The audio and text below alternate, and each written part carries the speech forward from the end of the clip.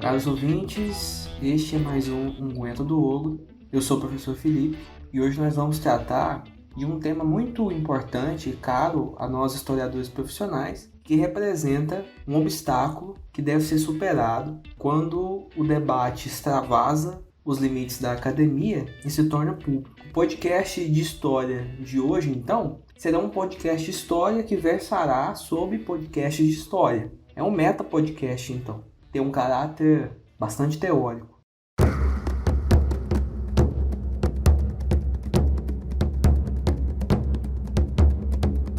No ar, mais um podcast do Ogro. Um oferecimento Ogro Historiador. Certa vez, o filósofo Wittgenstein, na primeira fase da sua obra, chegou a sustentar que boa parte dos problemas que a filosofia enfrentava se devia a uma dificuldade de linguagem. Pessoas não se entendiam a propósito dos conceitos que eram utilizados. Eu quero tratar hoje de um conceito que é muito mal compreendido, um conceito que é muito mal interpretado pelas pessoas, sobretudo fora da academia, por aqueles que não são historiadores profissionais, porque a história tem a peculiaridade de existir enquanto ideia muito além dos muros da universidade, não é? Hoje em dia a gente vive numa realidade, num país em que, pasmem, o historiador muitas vezes é a última pessoa autorizada por uma população cada vez mais aferrada a velhas crenças, a ignorância ideológica e a cegueira voluntária de quem decide produzir aquilo que Kierkegaard chamava de o sacrifício do intelecto. O historiador, como eu dizia, parece ser o menos autorizado a falar de história. É uma loucura isso, não é? Isso se deve a muitos motivos, mas um deles eu queria examinar aqui com vocês. E o conceito que eu gostaria de abordar, sobre o qual, como eu disse, paira uma série de incompreensões, dificuldade de comunicação, é o conceito de documento. O que é, com efeito, um documento para o historiador? Pensar sobre o conceito de documento significa pensar sobre um conceito de realidade, um conceito de conhecimento e, sobretudo, o valor não apenas epistemológico, mas ético e humano desse conhecimento. Gostaria de iniciar a discussão, a conversa que nós vamos começar aqui, eu espero pelos comentários, partindo de uma expressão do Sérgio Buarque de Holanda, um grande historiador brasileiro, pai do Chico Buarque, a propósito das diferenças entre a colonização portuguesa e a colonização espanhola da América. Segundo o Sérgio, diferentemente dos espanhóis que tendiam a escrever e pensar maravilhas sobre o Novo Mundo, elucubrações fantásticas, devaneios oníricos sobre a realidade que eles encontravam, e mesmo um indivíduo como Colombo, que jurou que enxergava sereias, monstros, jurou de pé junto que chegou na Índia, os portugueses tinham aquilo que o Sérgio chamava de um realismo pedestre, ou seja, eram sujeitos mais aferrados a coisas do cotidiano, ao imediatismo dos afazeres do dia a dia, do comércio, da materialidade das coisas, da praticidade muitas vezes abrupta com que a realidade era pensada. E embora seja, claro, um raciocínio bastante estilizado do Sérgio Buarque e não se refira ao que eu quero tratar aqui, a expressão é bastante forte e ela pode ser útil para a gente. Quando eu falo de realismo pedestre, daqueles que se interessam por história, mas não se interessam em adquirir o conhecimento histórico de modo metódico, ou seja, de modo disciplinado, daquilo que nós chamamos hoje de ciência da história. Claro que ciência aqui se refere a uma ciência humana, com todas as suas limitações, não é?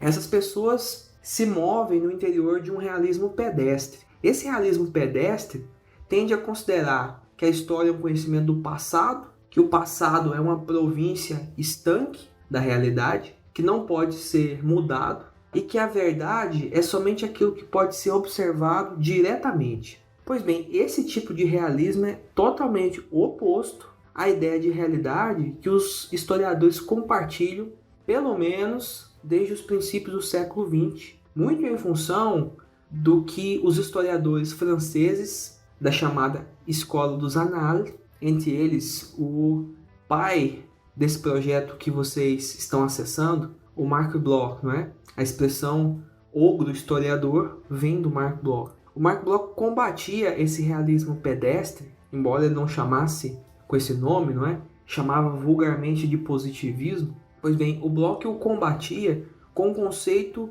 crítico de realidade, não é? Significa que tornar-se historiador ou adquirir conhecimento histórico de maneira metódica e disciplinada num debate público de ideias em que argumentos de autoridade, partidarismos e ideologias não servem para a aceitação de uma ideia, se tornar historiador, eu dizia, significa acessar uma nova forma mais rica, eu sustento, de compreender o mundo. História, portanto, não é erudição, não é acúmulo de informações. A história não é o que você pode ver com seus olhos. História são os óculos que você coloca. É um modo distinto de conceber o real. Pois bem, esse é o obstáculo que nós, historiadores profissionais, encontramos ao comunicar o conhecimento histórico, a produzir um diálogo em direção a um conhecimento compartilhado de história. Esse realismo pedestre pode ser acessado na dificuldade que o senso comum possui de entender o que é um documento histórico. A ideia de documento histórico pode ser abordada a partir de 3 frentes distintas. A primeira é da sua existência enquanto operação intelectual. A segunda é da relação entre o presente e o passado, nos usos que o passado pode ser submetido. E, por fim, no valor humano e ético do conhecimento histórico, a partir dos diferentes documentos, não é? Em primeiro lugar, do ponto de vista da sua operação intelectual, o historiador produz os seus documentos. O que isso significa dizer? Que o historiador é livre para criar a respeito do passado, para imaginar algo que lhe seja vantajoso de quaisquer pontos de vista? Não. Significa que qualquer coisa para ser considerada um documento deve estar no interior de uma interpretação histórica. Ou seja, documento para o historiador é a qualidade que determinados traços da nossa realidade possuem. Portanto, o documento é um adjetivo e não é um substantivo. Documentos não existem em si mesmos, não é? Eu não vou levantar uma pedra e achar um documento, não vou puxar um documento de uma árvore, não vou abrir a minha carteira, mostrar a identidade e falar isso aqui é um documento histórico, não é? O documento depende, portanto, do interesse cognitivo dos indivíduos sobre a sua realidade. E aqui entra um problema que eu mencionei a respeito do realismo pedestre, não é? Consiste em dizer que a realidade é simplesmente aquilo que eu posso ver, tocar e observar com meus próprios olhos. Pois bem, se você, ouvinte, em algum momento da sua vida, já olhou para dentro de si mesmo e começou a refletir, você deve ter esbarrado no fato um pouco desgostoso de que você não pode mais acessar a sua vida de modo integral, como era na sua infância, nos momentos de felicidade que você passou, naquela época em que você não precisava pagar boleto, você não precisava levar a sério o Jornal Nacional, não é? Naquele momento em que você vivia uma vida de inocência e de felicidade. Isso passou, não passou? Isso não existe mais. Por que não existe mais? Você adquire um distanciamento em relação à sua própria experiência, não é? Há uma diferença entre o que passou e não existe mais e o que ainda existe. E uma segunda diferença a gente poderia colocar aqui entre o que ainda não existe. Ou seja, a percepção de que você acessa o mundo de uma modalidade temporal significa compreender que determinadas parcelas da sua vida não estão mais presentes. Pois bem, se a história estudasse somente o passado, ou estudasse em si o passado, ela seria impossível. Por quê? Porque o que passou, passou. Como eu não posso acessar de modo integral, reviver por completo as minhas experiências da juventude, fazer uma ciência disso é impossível. O próprio Mark Bloch, na Apologia da História, trata desse tema. Pois bem, a questão é que, embora essa realidade esteja no tempo, seja um fluir, determinados traços, vestígios, fragmentos disso que já foi e não é mais, permanece nesse tempo que ainda é.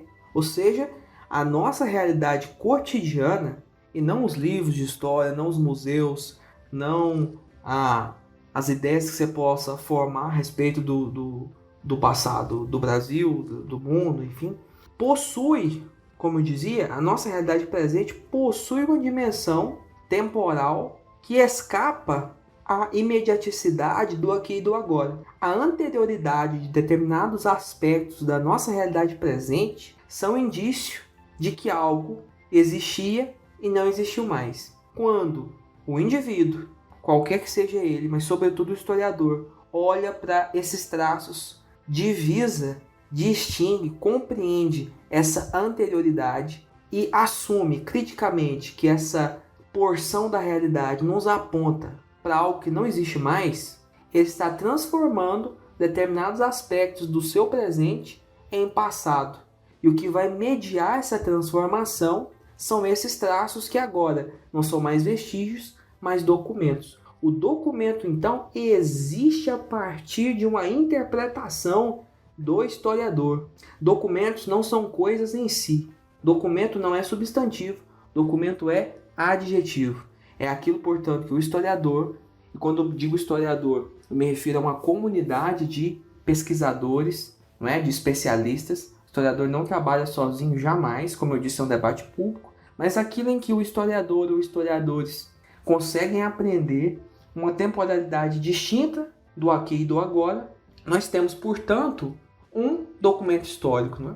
A segunda característica do documento histórico é que, muitas vezes, ele é legado ao presente de maneira proposital. Significa que nós acessamos, enquanto documentos históricos, aquilo que pessoas no passado queriam que acessássemos enquanto documento. Ou seja, o documento está pronto para produzir sentido no presente a partir de um passado que ele supostamente evoca. Quando os documentos estão organizados substantivamente, ou seja, quando o documento ele nos é apresentado enquanto documento, ou seja, para ser aceito de modo acrítico, enquanto uma presença do passado dentro do presente, fornecendo, portanto, uma interpretação prévia da experiência humana no tempo, nós temos o que o outro historiador dos análises, o Jacques Le Goff, chamava de, ao invés de documento, monumento. O monumento tem a ver com a memória que foi instaurada e quer servir de diretriz para a compreensão da realidade presente. Hoje em dia nós vemos, por exemplo, o debate que existe em torno das estátuas de figuras do passado, cuja ação, cujo agir e sofrer são questionáveis de acordo com os valores do presente. Para quem se interessar, o último episódio do Ogro, com o professor Cristiano Arraes, tratou justamente, no último bloco, da polêmica das estátuas. Né? O monumento, então, é o passado envelopado, legado pela tradição, legado pelos poderes então constituídos, para que uma determinada imagem do passado, vantajosa, portanto, àqueles poderes, fornecesse uma imagem da história das pessoas no presente. Fornecesse, portanto, uma identidade coletiva a ser assumida.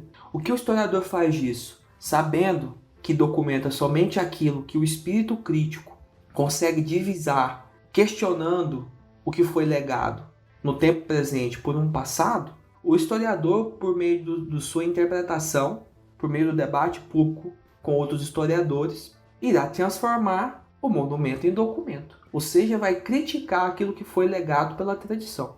Um outro aspecto dos documentos é que eles são, e aqui o último que eu queria evocar, eles são, eu dizia, distintos do ponto de vista do nosso interesse cognitivo. O próprio Mark Bloch chamava os documentos de ora voluntários, ora involuntários. Esses voluntários já se encaixam naquele conceito de monumento. Eu vou voltar a eles daqui a pouco, quando for tratar do testemunho.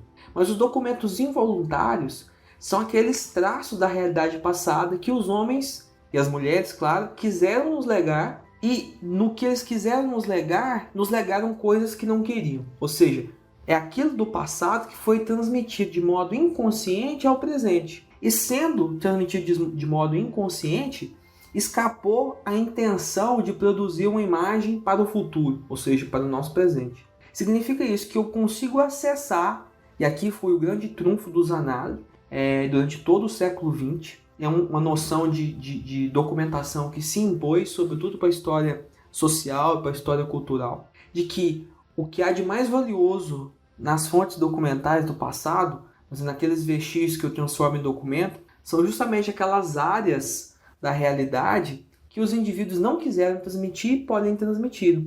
Ou seja, é o mote para eu fazer uma história que consiga compreender mais os homens do passado que eles mesmos se compreenderam.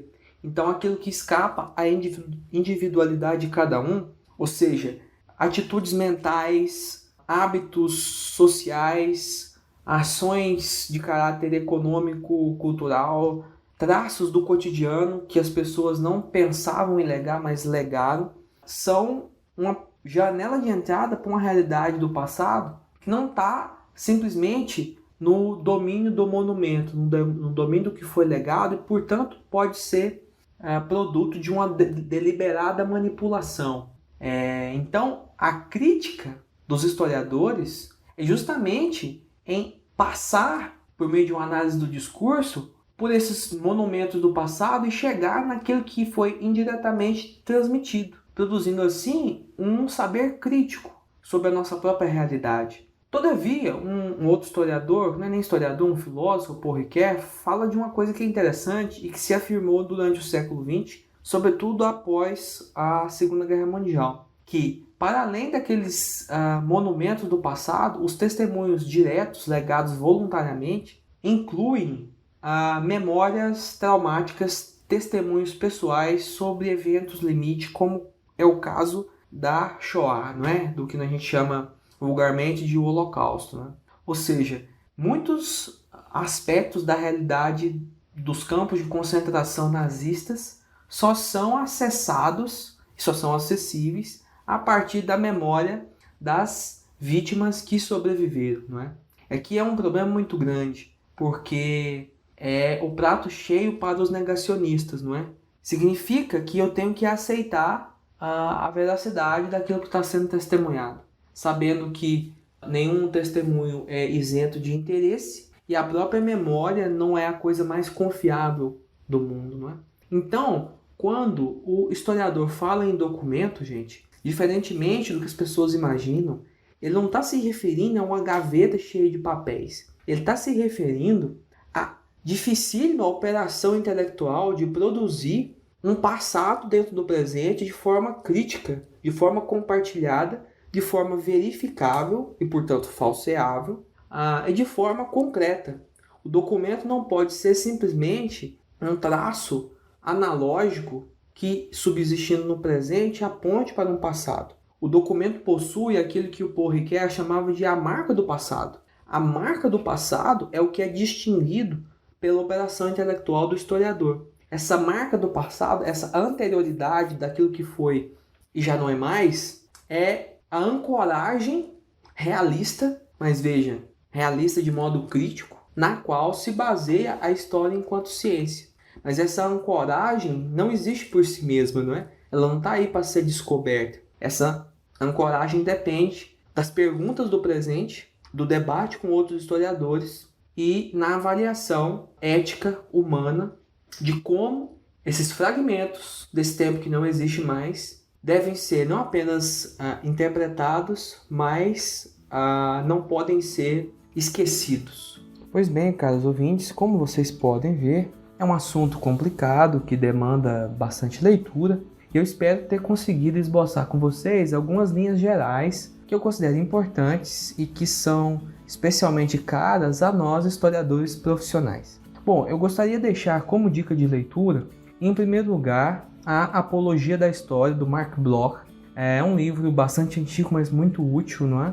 Em que ele vai traçar um conceito de documento bastante importante para a gente, aquele conceito da escola dos Zanara a qual me referia. É uma leitura antiga, mas que deve ser sempre revisitada, né? Eu tinha um professor, o professor Carlos Oiti da UFG, que sempre dizia: quando a coisa estiver complicada, volta no bloco. Um outro autor que eu gostaria de deixar para vocês é o Henri Marroux, no livro dele sobre o conhecimento histórico, que é um manual de teoria ali na tradição francesa e com um pouco de Max Weber e Dilthey. É um texto também bastante interessante, onde ele delineia um conceito mais ativo e mais interpretativo de documento. Também é importante que se leia os ensaios do Carlo Ginzburg, sobretudo o famoso ensaio Sinais, Raízes de um Paradigma Indiciário, um ensaio de 77, que é um marco na concepção de documento por parte dos historiadores, a tentativa de fundar os limites epistemológicos da história enquanto investigação racional do passado humano. Também a segunda parte de A Memória, a História e o Esquecimento do Paul Ricoeur, sobretudo quando ele trabalha os rastros do passado, né, e o conceito de testemunho. E por fim, para pensar sobre o testemunho, um tema que vai ser revisitado aqui com mais profundidade no podcast do Ogro, acho que a leitura de Os Afogados e os Sobreviventes do Primo Levi é indispensável, né? A ideia de que comunicar eventos traumáticos é extremamente difícil, em que você vai enfrentar a descrença das pessoas e que essa experiência precisa ser dita, ser falada para não ser esquecida e para que nós tenhamos condição de assimilar esse passado traumático. Eu acredito que seja muito importante ainda nos dias de hoje, não é? Então, ler Primo Levi é uma forma de se vacinar contra negacionismos. Tá bom, pessoal? Grande abraço para vocês e até uma próxima.